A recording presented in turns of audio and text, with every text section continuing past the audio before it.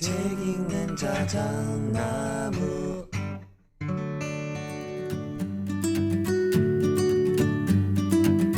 안녕하셨습니까? 우두이 아저씨 책 읽는 자작입니다.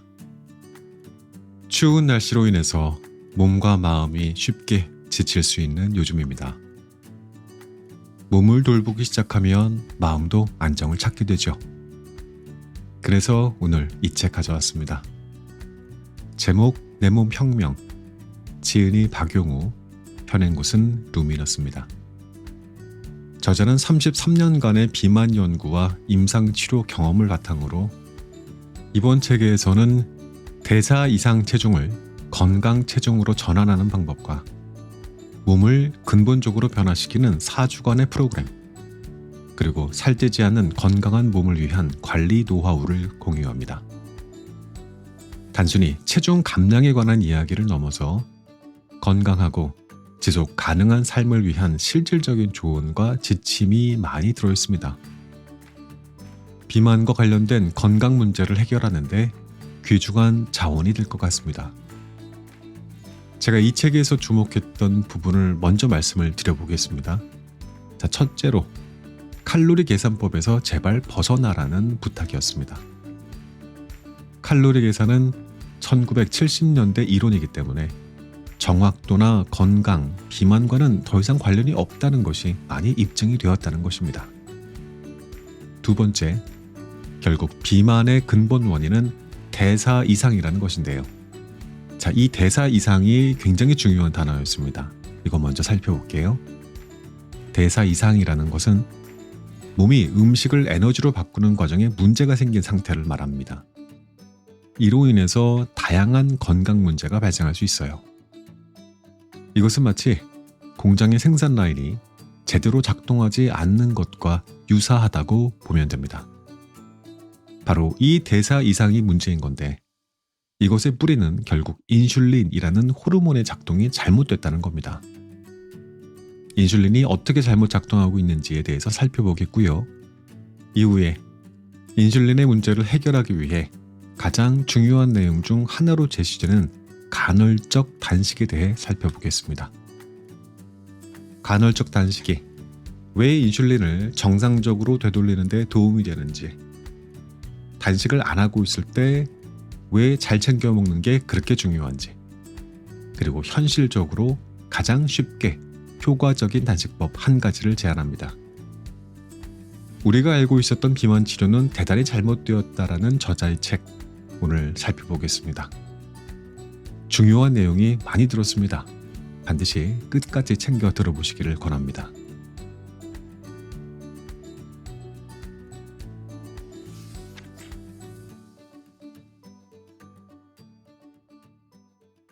칼로리는 잊어라. 과거에는 비만의 원인을 에너지 밸런스의 불균형으로 봤다. 많이 먹고 적게 움직여서 잉여 에너지가 지방으로 축적된 결과가 비만이라는 것이다.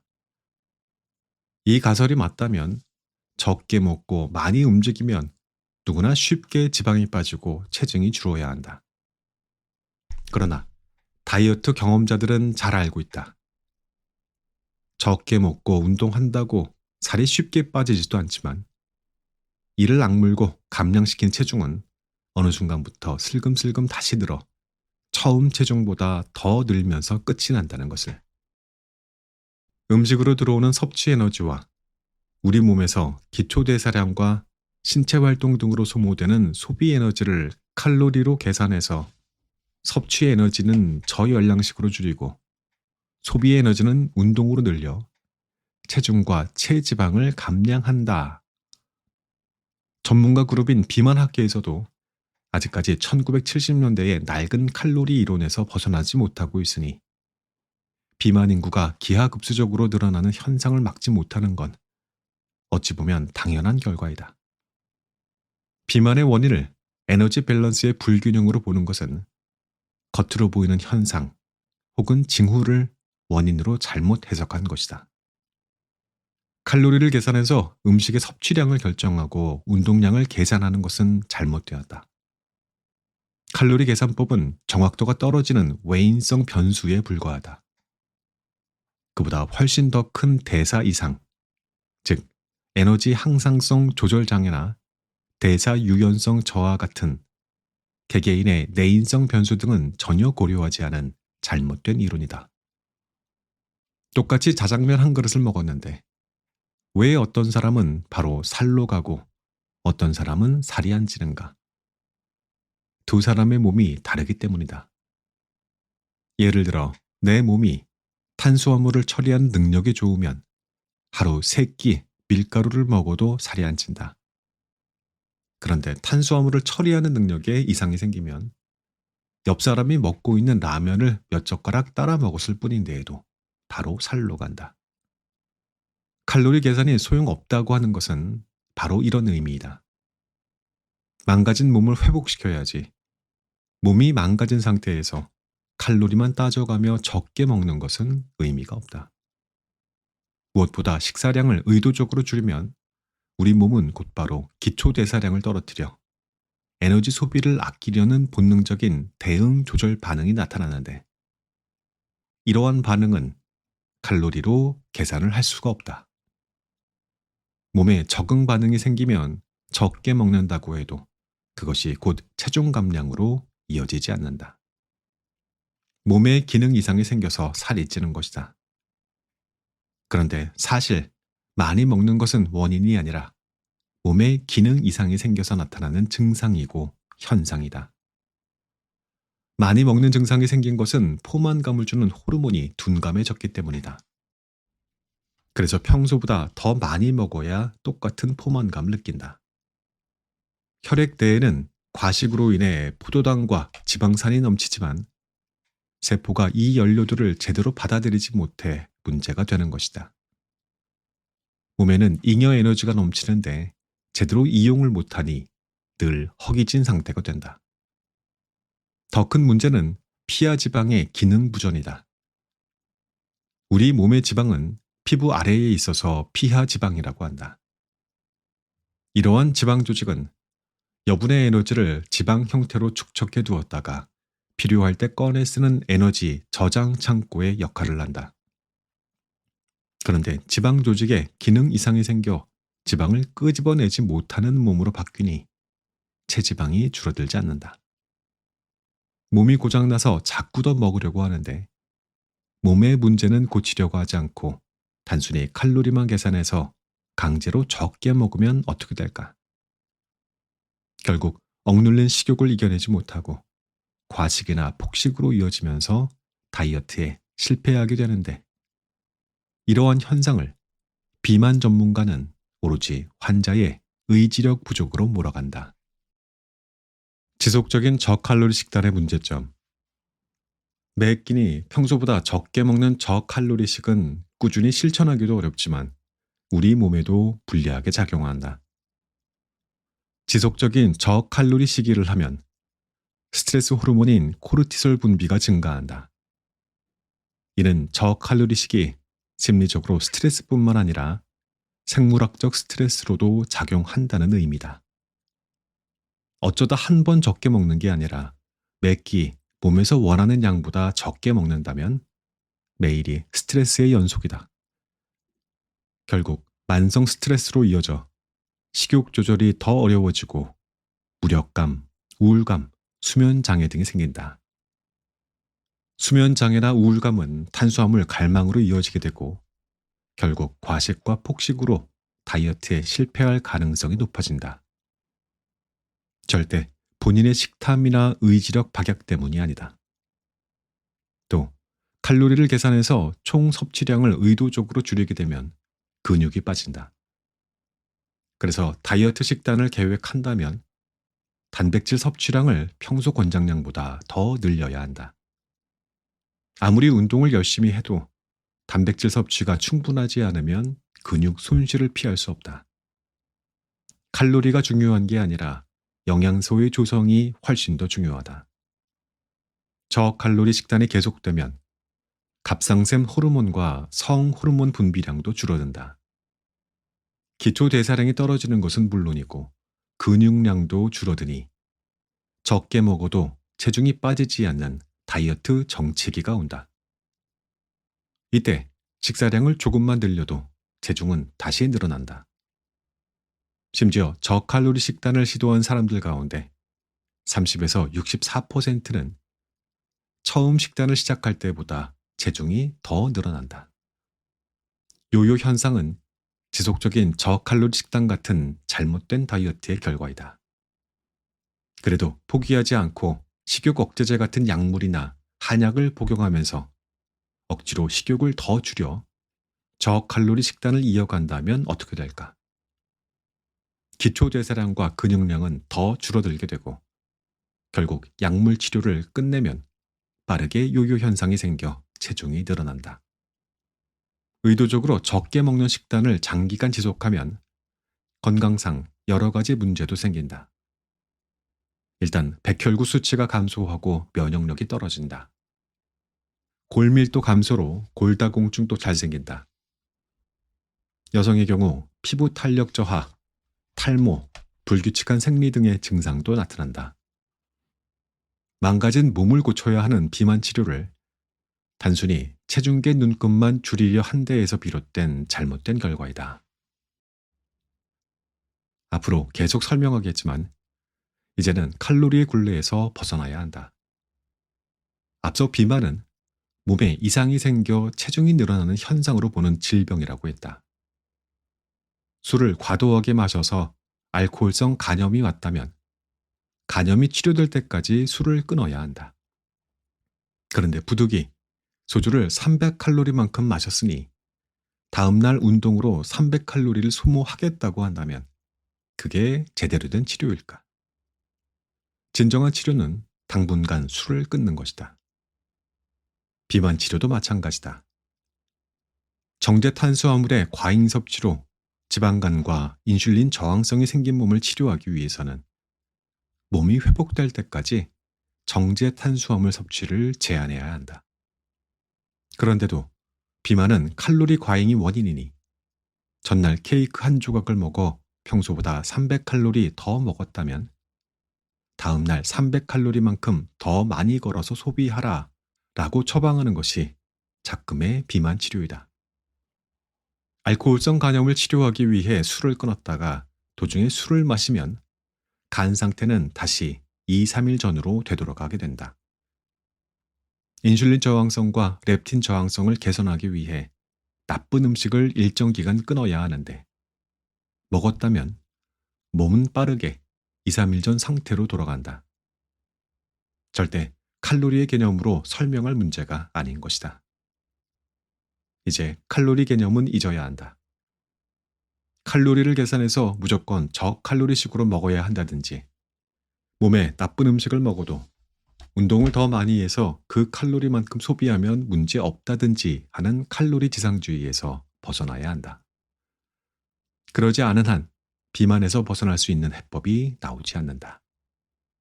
다이어트의 목표는 감량된 체중이 아니라 예전에 건강했던 몸으로 돌아가는 데 있다. 그것이 이제부터 다이어트의 진짜 목표가 되어야 한다. 칼로리 계산은 구태에서 벗어나지 못한 연구자들에게 넘겨주고 우리는 21세기 신인류에게 맞는 새로운 다이어트를 해야 한다.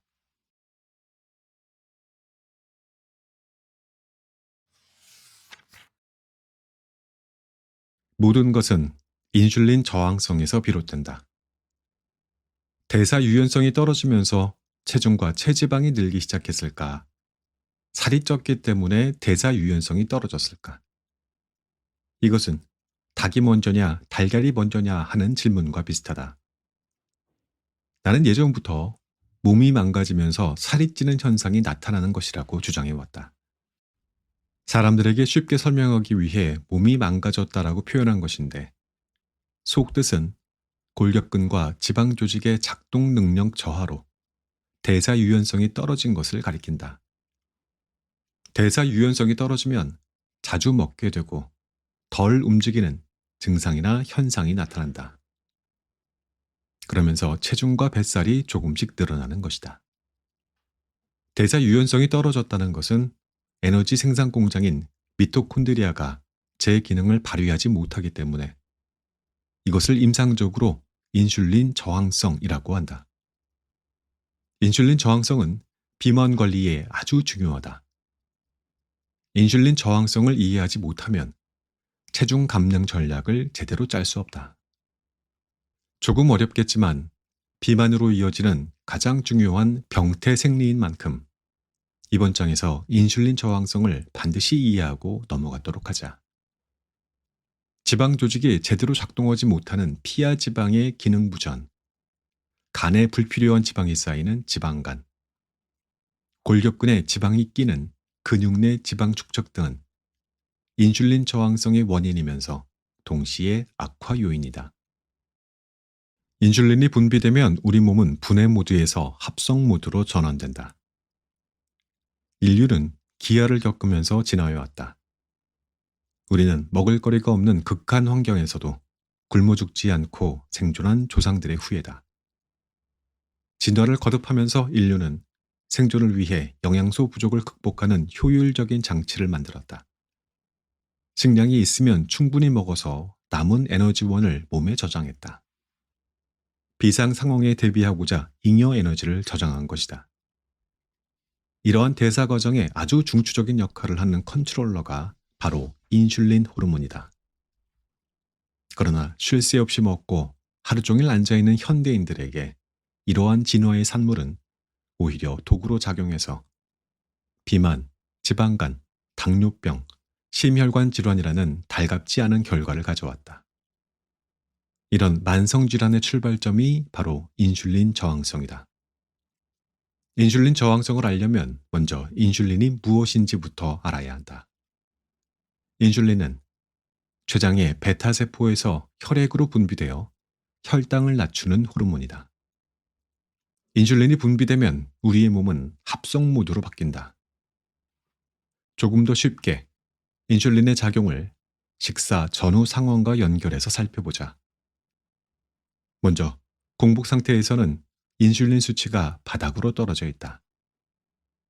인슐린이 작동하지 않으면 우리의 몸은 자연스럽게 분해 모드로 바뀐다.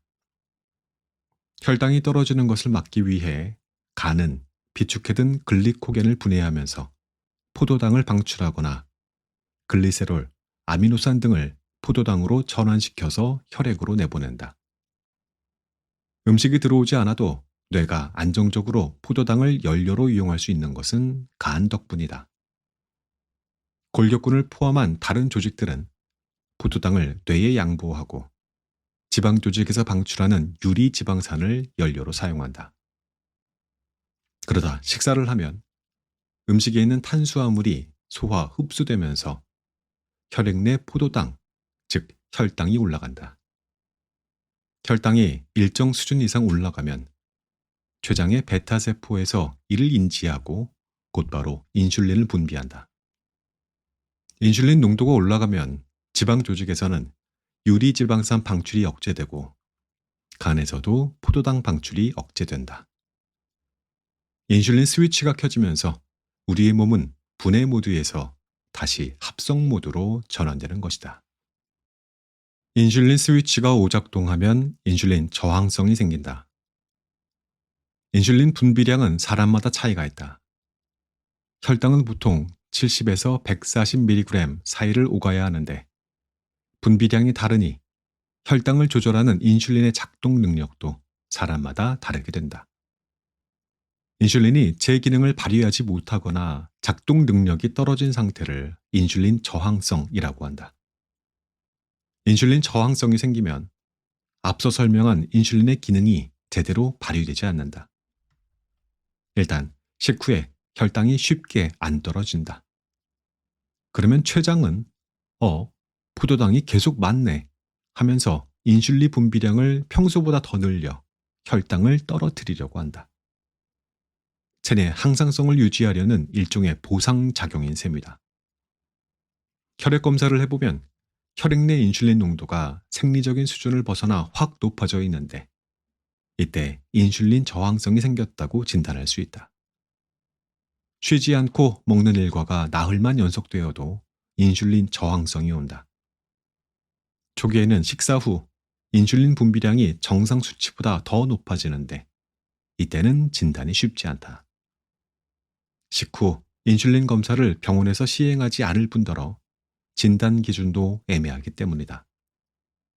이후 인슐린 저항성이 점점 악화되면 식사를 하지 않은 공복 상태에서도 인슐린 수치가 올라간다. 이 단계에서는 공복 인슐린 검사 수치가 올라가 있으므로 진단이 가능하다. 물론 이때는 인슐린 저항성이 많이 악화된 단계로 공복 혈당도 정상 수준을 벗어나 있는 경우도 많고 높은 혈당으로 췌장의 베타세포도 손상을 입은 상태이다. 이런 상태가 더 악화되어 인슐린 분비량마저 감소하게 되면 높은 혈당을 떨어뜨리지 못해 결국 당뇨병 진단을 받게 된다. 인슐린 저항성의 악화 단계는 대규모 연구에서도 확인된 바 있다. 영국에서 13년간 추적 관찰한 대규모 역학 연구 결과를 보면 당뇨병으로 진단받은 사람들은 매년 공복 혈당 수치가 조금씩 늘다가 당뇨병으로 진단받기 3에서 6년 전부터 공복 혈당 증가 속도가 빨라지고 2년 전부터 급격하게 증가하면서 당뇨병으로 진단을 받았다. 자신도 모르는 사이에 인슐린 저항성이 발생한 후 이 상태가 차츰 악화되면서 당뇨병에 도달하는 것이다. 인슐린 저항성이 먼저 생기고 그 다음에 식후 고혈당이 나타난다. 또 공복 혈당이 정상 수준을 벗어나 올라갔다는 것은 이미 오래전부터 있었던 인슐린 저항성이 점점 악화된 결과이다. 따라서 검사를 통해 공복 혈당이 100mg을 넘은 것을 알게 되면 곧바로 체중 관리를 통해 인슐린 저항성에서 벗어나야 한다. 일찍 발견해서 인슐린의 기능을 정상으로 돌려놓으면 당뇨병 발생을 막을 수 있다. 앞에서 나는 대사 유연성이 떨어지는 것이 인슐린 저항성이 생겼다라는 신호라고 했다. 우리의 몸에서 대사 유연성을 결정하는 중요한 조직은 골격근과 피하지방, 그리고 간이다. 대사 과정에서 골격근이 포도당을 잘 끌어다 쓰지 못하면 근육에 인슐린 저항성이 생긴다. 간에 지방이 끼면 간에 인슐린 저항성이 생긴다. 지방세포가 더 이상 여분의 에너지를 흡수하지 못하면 피하 지방에 인슐린 저항성이 나타난다. 어느 조직에서 먼저 인슐린 저항성이 생기면 다른 조직의 인슐린 저항성을 유발해 결국 전신 인슐린 저항성으로 이어진다. 개인차가 있긴 하지만 일반적으로는 간의 인슐린 저항성이 가장 먼저 생긴다. 그리고 피하 지방의 인슐린 저항성은 비교적 늦게 나타난다. 간은 공복 상태가 되면 비축해둔 포도당을 방출해 혈당을 안정적으로 유지해준다. 식후에 인슐린이 분비되면 간은 분해 모드에서 합성 모드로 바뀐다. 글리코겐을 분해해서 포도당을 방출하던 모드에서 포도당을 흡수하고 글리코겐으로 만들어 비축하는 모드로 전환된다. 그런데 간에 지방이 일정량을 넘게 축적되면 인슐린 저항성이 생긴다. 포도당을 비축하는 것이 아니라 간에서 포도당을 계속 혈액으로 내보낸다. 이로 인해 혈액 내 포도당이 계속 높은 상태가 된다. 식후에 남아도는 포도당을 글리코겐으로 비축해 두었다가 나중에 공복 상태일 때 써야 하는데 만들어 놓은 글리코겐이 충분하지 않으니 안정적으로 포도당을 공급받기를 원하는 뇌는 불안해진다. 자꾸 달달한 음식을 찾도록 우리를 조종한다. 음식으로 포도당이 제대로 공급되지 않으면 간은 근육 단백에 있는 아미노산을 포도당으로 전환시켜 내보내야 한다. 아미노산이 단백질 합성이 아닌 포도당 생성에 쓰이다 보니 근육이 빠지게 된다. 근육. 인슐린 분비로 인해 포도당 이용은 주로 근육에서 이루어진다고 했다. 따라서 골격근의 인슐린 저항성은 특정 부위가 아니라 몸 전체의 신진대사에 영향을 준다. 골격근이 포도당을 제대로 흡수하지 못하니 상대적으로 간과 지방 조직으로 포도당이 더 많이 흘러들어가서 중성지방으로 전환된다. 그래서 간에 지방이 끼는 지방간이 생기고 체지방이 증가해 체중이 늘어난다. 지방 조직. 인슐린은 지방 분해를 강력하게 억제한다. 인슐린 스위치가 켜져 있는 동안에는 지방 조직에서 지방산이 혈액으로 방출되지 못한다. 지방 창고의 문을 닫아놓는 것이다. 근육과 간에 인슐린 저항성이 생겨 포도당을 제대로 흡수하지 못해도 아직 인슐린 저항성이 생기지 않은 피하 지방은 여분의 에너지를 지방으로 쌓아둔다. 그래서 체지방이 증가하고 체중이 늘어난다. 인슐린 저항성의 증상과 징후. 지금까지 인슐린 저항성이 생기면 각 인체 조직은 어떻게 반응하고 변화하는지 알아보았다. 그렇다면 이 같은 대사 이상은 몸에 어떤 증상으로 나타날까? 사실 뚜렷한 증상이 없다는 게 문제다. 불편해야 바로 치료를 받을 텐데 불편한 증상이 없으니 차일피일 미루다 결국 당뇨병이나 심혈관 질환으로 이어지게 된다. 다만 몇 가지 신호가 있긴 하다. 앞서 언급했듯 뇌는 몸에서 당이 떨어지는 상황을 견디기 힘들어한다. 따라서 당이 떨어졌나 봐 하면서 기운 없고 무기력해지는 가짜 저혈당 증세가 나타나면서 달달한 커피 믹스나 초콜릿을 찾는다면 인슐린 저항성을 의심해 봐야 한다. 또 떡이나 과일, 과자같이 혈당을 높이는 간식을 식사 중간에 자꾸 찾는 것도 의심해 봐야 할 증상이다. 뱃살이 두둑한 중년이거나 젊은 나이라도 이러한 기준에서 벗어나 있다면 결국 인슐린 저항성에서 자유로울 수 없다. 비만과 각종 대사 질환이 생기는 것은 시간 문제이다. 정리하면 비만, 당뇨병, 동맥경화, 심혈관 질환, 뇌혈관 질환, 고혈압, 통풍, 지방간의 기저에 인슐린 저항성이 있다. 이 질병들을 하나로 묶어 인슐린 저항성 증후군이라고 불러도 손색이 없을 정도이다. 인슐린 저항성 문제는 모든 대사질환의 출발점으로서 우리의 수명이 길어질수록 더욱 부각되리라 예상된다. 인슐린 저항성을 일으키는 요인들을 최대한 줄이고 예방하는 게 비만을 비롯한 각종 대사질환에서 벗어나는 길이다.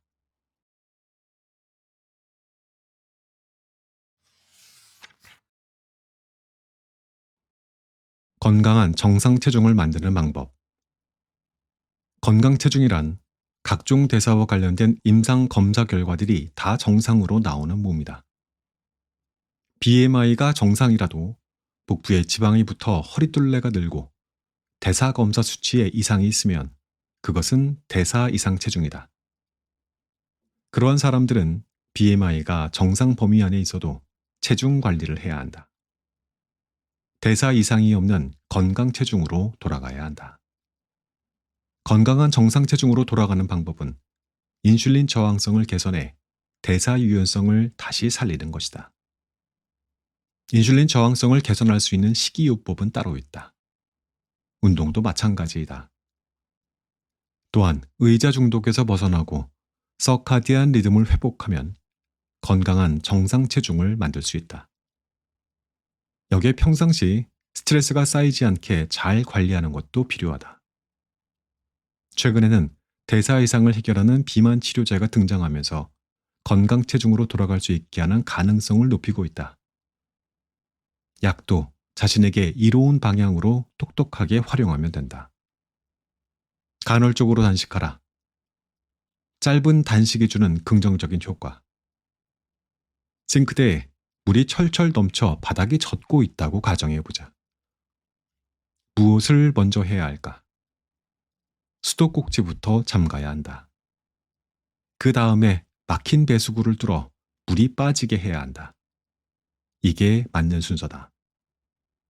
식사를 하면 잉여 에너지는 지방 형태로 저장된다. 비축된 지방은 다음에 음식이 들어올 때까지 에너지원으로 이용된다. 그런데 비축된 지방을 충분히 쓰기도 전에 음식을 섭취해서 잉여 에너지가 지방 조직으로 들어오게 되면 어떻게 될까? 이것은 물이 철철 넘치는 싱크대에 계속 물을 틀어놓는 것과 같은 상황이 된다. 우리 몸에는 서카디안 리듬이 있다. 활동하는 낮 12시간 동안 음식을 섭취하고 휴식과 수면을 취해야 하는 밤 12시간 동안은 짧은 단식을 해야 한다. 그런데 우리들은 이러한 기본조차 지키지 못한다. 현대인의 50% 이상이 12시간의 짧은 단식을 지키지 못하고 있다. 어젯밤 마지막으로 입에 음식을 넣은 시간과 오늘 아침 식사를 시작한 시간을 상기해보자. 12시간 이상의 단식을 지켰는가? 인슐린 저항성 환자의 혈액 검사를 보면 12시간 공복 후 결과임에도 공복 혈당과 인슐린 수치가 정상보다 높다. 12시간 공복만으로는 인슐린 수치를 정상적으로 떨어지지 못할 정도로 인슐린 기능이 떨어져 있는 것이다. 이러한 경우 인슐린 저항성을 좋게 하려면 단순히 탄수화물 섭취량을 줄이는 것만으로는 부족하다. 인슐린 호르몬이 보다 확실하게 휴식을 취할 수 있도록 의도적으로 굶어주어야 인슐린 저항성이 개선된다. 아예 먹지 않으면 상황이 달라진다. 우리는 깨어있을 때 활동하고 먹는다. 그리고 저녁 식사 후 휴식하고 수면에 돌입한다. 잠을 자는 동안 내 몸은 손상된 부분을 수리하고 부족한 것을 보충한다. 그런데 아침에 깨어나 활동하면서 음식을 먹지 않으면 어떻게 될까? 마지막 식사 후 12시간이 지나면 간에 비축된 글리코겐이 줄어들면서 배고픔 신호가 나온다. 음식이 몸에 들어오지 않으니 인슐린 호르몬 수치는 바닥에 떨어지게 되고 몸은 피하 지방에 비축해 두었던 에너지를 유리지방산 형태로 꺼내 주요 에너지원으로 사용한다. 공복 상태가 길어지면 근육, 신장, 심장 등의 기관은 유리지방산을 주로 사용하고 간은 지방 조직에서 방출되는 지방산을 분해해서 케톤을 만들기 시작한다. 케톤은 포도당을 고집하는 뇌에서도 쉽게 연료로 이용될 수 있어 근육 단백을 끄집어내 포도당을 만드는 대사를 줄임으로써 체내 단백질 손실을 보호해주는 효과가 있다. 이러한 이유로 체중 감량을 할 때 단순히 섭취 칼로리를 20에서 30% 줄이는 저칼로리 다이어트에서는 근육 감소를 피할 수 없지만 단식을 적절히 활용하면 체지방, 특히 내장 지방을 줄이면서 근육 손실을 최소화할 수 있다. 케톤은 단식 기간 중 뇌와 근육의 에너지원이 될 뿐만 아니라 식욕을 눌러주는 효과도 있다. 공복 상태에서는 인슐린이 휴식을 취하는 대신 글루카곤, 성장 호르몬, 코르티솔, 아드레날린 등의 활성 물질이 혈당 저하를 막아준다. 앞서 피하 지방 조직을 스펀지에 비유했다. 스펀지를 간간히 쥐어짜듯 짜주어야 다시 물을 머금을 수 있듯 지방 조직에 쌓인 지방도 계속 쥐어짜서 써야 다시 저장할 수 있다. 그런데 그러지 못하고 계속 지방을 채우니 우리 몸에 사달이 날 수밖에 없다. 아침 러시아워의 지하철을 상기해보라. 지하철에 더 이상 탈 공간이 없음에도 사람들이 지하철에 타려고 아등바등 안간힘을 쓴다. 역무원이 뒤에서 밀어보아도 더는 탈 수가 없다. 이미 사람들로 꽉 차 있기 때문이다. 이처럼 인슐린이 포도당을 지방세포나 근육세포 안으로 밀어 넣으려고 해도 세포 내에 지방이 꽉 차 있으면 지방세포나 근육세포는 혈액 내 포도당을 받아들일 수 없다. 인슐린 저항성이 있다면 탄수화물 섭취량을 줄이는 것도 필요하지만 스펀지를 짜듯 공복 시간을 더 길게 가져서 근육과 지방세포 내에 쌓인 지방을 에너지원으로 쓰게 해야 한다. 간헐적 단식, 유행 다이어트가 아닌 인슐린 저항성의 치료 방법이다. 잘 챙겨 먹다가 간간히 굶어주는 것, 이것이 간헐적 단식이다. 하지만 간헐적 단식은 아직도 논란의 한가운데에 있다. 비만학회나 당뇨병 학회 등 제도권 의료계에서는 공식적으로 인정하지 않는 방법이다. 간헐적 단식을 옹호하는 학자들도 총론은 같지만 강론으로 돌아가면 제각각이다. 그간의 내 경험을 비추어 보아도 간헐적 단식은 수많은 식이요법 가운데 대사 유연성을 개선하는 가장 확실한 치료법이다. 단순히 에너지 섭취량을 줄여 체중 감량을 하는 방법이 아니라 작동하지 않는 체내 대사 시스템을 빠르게 정상적으로 회복시키는 방법이다. 실제 간헐적 단식과 지속적인 저칼로리 다이어트를 비교한 메타 분석 결과를 보면 체중 감량 수치는 간헐적 단식과 지속적인 저칼로리 다이어트 사이에 두드러진 차이를 보이지 않지만 공복 인슐린 수치는 간헐적 단식이 통계적으로 의미 있는 개선을 보인다. 또 인슐린 저항성을 가진 사람들을 간헐적 단식 그룹과 지속적인 저칼로리 다이어트 그룹으로 나눠서 6개월간 식단 조절을 하게 한 연구 결과를 보면 체중 감소는 두 그룹 간 차이가 없지만 간헐적 단식 그룹에서는 공복 인슐린과 인슐린 저항성이 유의미하게 개선됨을 확인할 수 있다. 지속적인 저칼로리 다이어트가 인슐린 저항성 개선에 효과적이지 않은 이유는 안정시 대사율 저하를 피할 수 없기 때문이다. 안정시 대사율 저하는 우리 몸에서 생존을 위해 본능적으로 나타나는 정상적인 적응 반응이다. 위기 상황에 대처하기 위해서는 평소 쓰는 에너지를 최대한 줄이는 것이 생존에 유리한 까닭이다.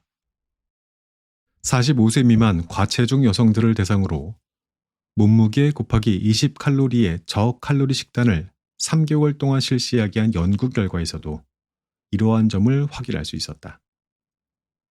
지중해식 식단에 단백질 섭취량을 의도적으로 더 늘리고 운동을 시켰음에도 안정시 대사율이 떨어지는 것은 피할 수 없었다. 하지만 평소에 음식을 잘 챙겨 먹는 사람이 72시간 이내에 짧은 단식을 할 경우에는 안정시 대사율 저하가 나타나지 않았다. 간헐적 단식이 안정시 대사율을 떨어뜨리지 않는다는 연구는 또 있다. 정상 체중을 가진 건강한 성인 남성 11명을 대상으로 84시간 단식을 시행해 본 결과 기초 대사량은 첫날에 비해 3일째 오히려 14% 증가했고 이때 노르에피네프린의 증가가 동반된 것으로 나왔다. 단식이 지속되면서 혈당이 떨어지는 현상이 지방 연소를 촉진하는 노르에피네프린의 분비를 자극한 것으로 보이는데 이는 짧은 단식이 적어도 기초 대사량을 떨어뜨리지 않는다는 것을 보여주는 셈이다. 간헐적 단식 방법의 하나인 격일 단식도 마찬가지 결과를 보였다. 건강한 성인들을 대상으로 한 달간 격일 단식을 시행했더니 하루 평균 섭취 에너지는 시작 전보다 37.4% 감소했음에도 안정시 대사율은 변화가 없었다. 이때 연구 대상자들은 식사하는 날에는 칼로리를 계산하지 않고 마음껏 잘 먹었다. 지속적으로 적게 먹으면 몸이 에너지 부족 사태를 눈치채고 안정시 대사율을 떨어뜨리지만 잘 챙겨 먹다가 간헐적으로 단식하면 몸이 이를 눈치채지 못한다. 안정시 대사율은 그대로 유지된 채 비축된 지방을 쓰게 되므로 자연스럽게 대사가 유연해진다. 따라서 간헐적 단식의 필수 조건은 단식을 하되 먹어야 하는 날은 잘 챙겨 먹어야 한다. 부실하게 먹으면서 단식을 하면 저칼로리 식단과 차이가 없어 안정시 대사율이 떨어지는 것을 피할 수 없다. 간헐적 단식이 인슐린 저항성을 해결하는 데 효과적인 이유는 더 있다. 간헐적 단식을 하면 지방 연소를 자극하는 성장 호르몬과 글루카곤, 노르에피네프린 등의 활성 물질 분비가 늘어나기 때문이다. 건강한 성인 남성에게 48시간 단식을 하게 했을 때 성장 호르몬이 무려 5배나 증가했다. 성장 호르몬은 인슐린과 반대로 지방 분해를 촉진하는 효과가 있다. 지방 조직뿐만 아니라 간과 근육 내 축적된 중성 지방을 분해하기 때문에 인슐린 저항성 개선에 도움이 된다. 골격근 생성에도 일정 역할을 하므로 근육 손실을 막아주는 효과도 있다. 성장 호르몬은 나이가 들수록 생리적으로 줄어드는데 이에 대항할 강력한 자극제가 바로 단식이다. 현실적으로 가장 쉽고 효과적인 단식법. 시중에 유행하는 간헐적 단식에는 여러 방법들이 있다. 여기서는 그동안 내가 공부하고 직접 체험한 것들을 토대로 가장 합리적이고 효과적이라고 생각되는 방법을 소개해 보려고 한다. 일반적인 간헐적 단식과는 몇 가지 차이점이 있다. 첫째, 음식의 종류를 가린다는 점이다. 일반적인 간헐적 단식은 음식의 종류를 가리지 않는다. 단식하는 시간만 철저하게 지키면 어떠한 음식이든 마음껏 먹어도 괜찮다고 주장한다. 그래서인지 설탕, 밀가루 같은 평소 즐기던 음식을 금하거나 섭취량을 줄여야 하는 저칼로리 다이어트 방법이 싫어서 간헐적 단식을 선택했다는 사람들이 적지 않다. 만약 다이어트가 아니라 건강을 위해 소식을 실천하겠다는 목적을 갖고 한다면 그렇게 나쁜 방법은 아니다. 하지만 망가진 내 몸을 회복시키기 위해, 즉 인슐린 저항성을 개선하기 위해 간헐적 단식을 활용하려 한다면 아무 음식이나 먹는 것보다 몸에 좋은 음식을 챙겨 먹는 것이 원하는 결과에 빨리 도달할 수 있는 최선의 방법이다. 둘째, 24시간 공복을 철저히 지켜야 한다. 5대2 간헐적 단식으로 알려져 있는 격일 완화 단식은 일주일 중 5일은 마음껏 먹고 나머지 2일은 하루 500칼로리 정도만 먹게 한다. 단식하는 날 하루 종일 굶는 게 아니라 평소 식사의 약 3분의 1에서 4분의 1만 먹는 것이다. 나는 칼로리가 중요하지 않다고 주장해왔다. 전날 마지막 식사로부터 24시간의 공복을 지키는 것이 훨씬 중요하다. 따라서 전날 오후 6시에 저녁 식사를 끝냈다면 단식하는 오늘 저녁 6시까지는 물만 마시면서 단식의 효과를 극대화해야 한다. 물론 저녁 6시 이후는 칼로리 따지지 말고 푸짐하게 식사를 하면 된다. 저녁 식사가 아닌 아침 식사로 격일 완화 단식을 해도 된다. 아침 식사 후 다음날 아침 식사를 할 때까지 24시간의 공복을 철저히 지키는 것이다. 개인적인 경험으로는 오후 4시에서 5시쯤 이른 저녁 식사를 푸짐하게 하고 24시간 단식을 실천할 때 내 몸이 가장 편했다. 24시간의 공복을 주 1에서 2회 실천하는 것이 내가 가장 권하는 간헐적 단식법이다. 셋째, 매일 14시간의 공복을 유지한다. 쉽게 말해 14대10 간헐적 단식을 같이 하는 것이다. 시간 제한 다이어트 중에서는 16대8 간헐적 단식이 일반 사람들에게 가장 널리 알려진 방법이다. 매일 16시간 공복을 유지하고 8시간 동안만 음식을 먹는 방법이다. 실제 단식 효과는 12시간보다는 14시간이, 14시간보다는 16시간이 더 크다. 문제는 나머지 8시간 동안 내 몸에 필요로 하는 영양소들을 충분히 섭취할 수 있는가에 있다. 영양학적 지식이 풍부하다면 8시간 동안 필요한 단백질, 필수 지방산 등의 영양소를 충분히 얻을 수 있다. 하지만 단순히 아침을 거르거나 저녁을 안 먹는 것으로 16대8 간헐적 단식을 하고 있다는 착각하는 사람들은 저칼로리 다이어트를 매일 하고 있는 것과 다름이 없다. 이러한 사람은 안정시 대사율이 떨어지고 근육 손실이 생기는 것을 피할 수 없게 된다.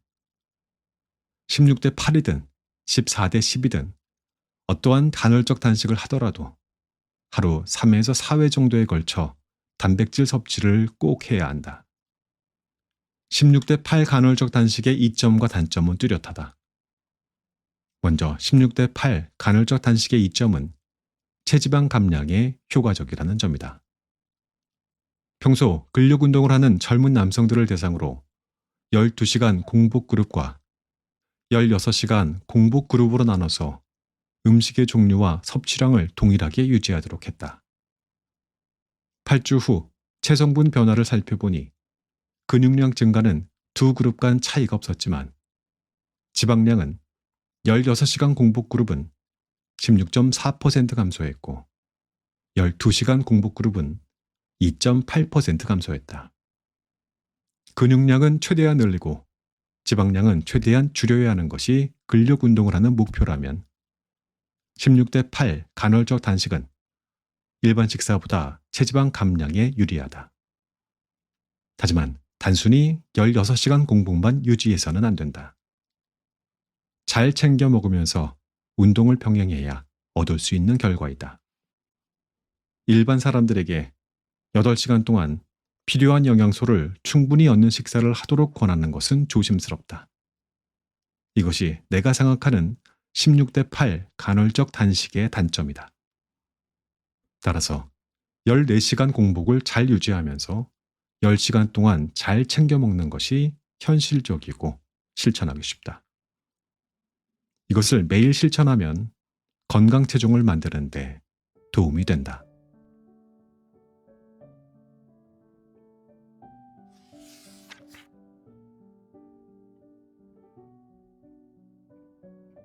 이 책의 낭독은 여기까지 하고요. 지금까지 내용 잠시 요약해 보겠습니다.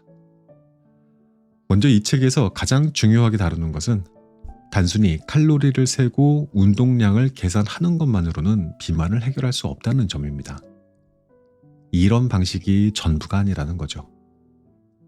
같은 음식을 먹어도 누군가는 살이 찌고 누군가는 안 찌는 현상을 생각해 보면 이해가 될 겁니다. 저칼로리 식단을 계속하면 스트레스가 쌓이고 이는 스트레스 호르몬인 코르티솔을 분비하게 만들어 결국은 지속 가능하지 않게 됩니다. 다음으로 비만의 주요 원인 중 하나였던 인슐린 저항성에 대해서 설명하고 있었어요. 인슐린 저항성을 이해하지 못하면 체중 감량 전략을 제대로 세울 수 없다고 합니다. 인슐린은 우리 몸에서 음식을 에너지로 바꾸는 데 중요한 역할을 하는데 인슐린 저항성이 생기면 혈당을 세포 안으로 옮기는 데 문제가 생깁니다. 이러한 상태는 주로 인슐린을 과도하게 분비하게 하는 음식을 지나치게 섭취할 때 발생하죠. 그 결과 우리 몸은 인슐린의 신호를 무시하게 되고요. 췌장은 더 많은 인슐린을 생산하게 되어 결국 지방이 쌓이고 대사 이상으로 이어집니다. 해결책은 결국 인슐린 분비를 정상적으로 되돌리는 것에 있습니다. 그 중에서도 간헐적 단식이 가장 효과적이라고 합니다. 다양한 식이요법 중에서도 대사 유연성을 높이는데 간헐적 단식이 탁월했다고요. 중요한 것은요, 간헐적으로 단식하면서도 먹을 때에는 충분하고 영양가 있는 식사를 해야 대사율이 떨어지지 않는다는 것입니다. 실제로 48시간 단식을 한 건강한 남성에게서 성장 호르몬이 5배 증가했다는 연구 결과도 있습니다. 저자는 일주일에 한두 번 정도 24시간 단식을 추천하고 있어요. 예를 들어 오늘 저녁 6시에 마지막 식사를 하고 다음날 저녁 6시에 다시 먹기 시작하는 방식입니다. 개인적으로 저는 16시간 단식과 8시간 식사하는 16대 8 방식을 따르고 있습니다. 이 방법이 저에게는 잘 맞더라고요. 잘 맞았다라는 것은 지속 가능하겠다라는 뜻입니다. 저녁 6시 전에 식사를 마치고 다음날 10시 이후에 다시 먹는 건데 생각보다 어렵지 않습니다. 차츰 일주일에 한 번 정도는 24시간 단식도 시도해볼 계획을 갖게 됐습니다. 책의 내용이 굉장히 방대합니다. 요약을 했는데도 생각보다 길어졌습니다. 여러분들이 모두 잘 따라와 주셨기를 바랍니다. 남모님들 건강에 관심 많으시니까 분명히 유익한 내용이었을 겁니다. 제가 말씀드린 건 정말 책의 일부분에 불과합니다. 더 자세한 내용이 궁금하시면 반드시 책을 정독하시기를 부탁드립니다. 자, 오늘도 공부 많이 했습니다. 잘하셨습니다. 엔딩 음악 들으면서 이만 물러갑니다. 안녕히 계십시오. Look out, here she comes. The woman that I love. It's too bad she'll never know. Yeah, I can't tell her how I feel, because she has someone who makes her happy. I'm a ghost in these walls, or at least I try to be. 'Cause I hope that I'm not showing how I feel for her, but she won't feel the same for me. I've got this picture in my mind. It's just the two of us, just the two of us. But I know I have to try to let her go, because she won't be mine. I listen when she talks, I watch her when she walks. She's given me these feelings that I've never felt before, but she will never know that I love her so well. She's with somebody else and I will have to let her go. She will never know, na-na, never know, na-na. She will never know, na-na, never know, na-na. She'll never know. It's like she stole my heart without knowing she did. But I guess that it will pass. Yeah, I can't be the only one who got lost inside the blue of those eyes. I've gotta let her go. I know it won't be easy. I wanna hold her close, but I have to try as hard as I can, 'cause she'll never be mine. I listen when she talks, I watch her when she walks.